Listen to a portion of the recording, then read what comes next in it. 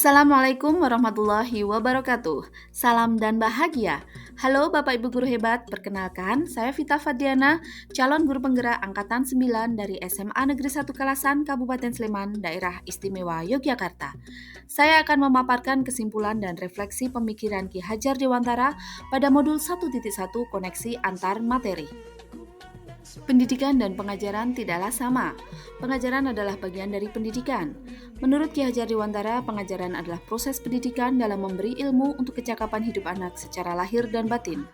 Pendidikan pada hakikatnya adalah menuntun atau memberi tuntunan terhadap segala kekuatan kodrat yang dimiliki anak agar ia mencapai keselamatan dan kebahagiaan yang setinggi-tingginya baik sebagai manusia maupun sebagai anggota masyarakat.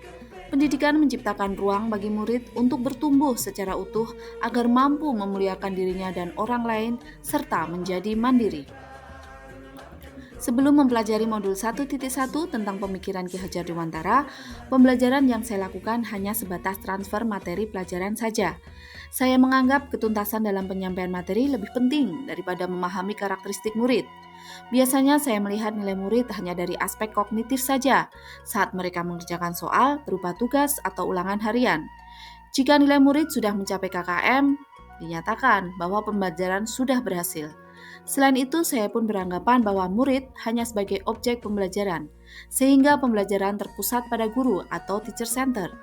Sebelumnya, saya tidak mempedulikan apakah murid sudah benar-benar paham dari apa yang saya ajarkan atau tidak, karena fokus utama saya lebih ke tercapaian materi, mengingat materi yang saya ajarkan cukup padat setiap semesternya. Saya pun hanya meminta siswa untuk menghafal materi yang saya ajarkan tanpa memikirkan bagaimana cara agar materi tersebut dapat dipahami dengan sepenuhnya. Sehingga saya pun sering merasa gagal dan mengeluh jika banyak murid yang tidak tuntas setelah melakukan evaluasi.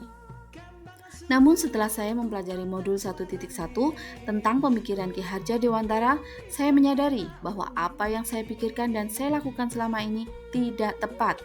Seharusnya saya melakukan proses pembelajaran secara menyeluruh, bukan hanya aspek kognitif saja, tapi juga afektif, psikomotor, spiritual, sosial, dan budaya.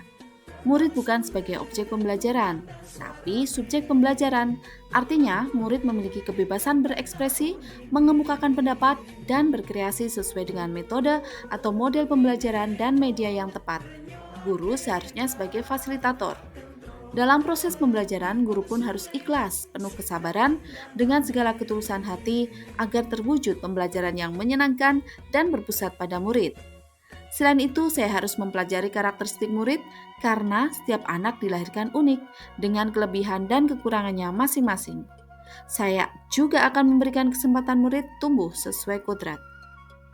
Yang dapat segera saya terapkan dalam pembelajaran di kelas antara lain merancang pembelajaran yang interaktif dan menyenangkan dengan melibatkan murid sesuai dengan metode student center.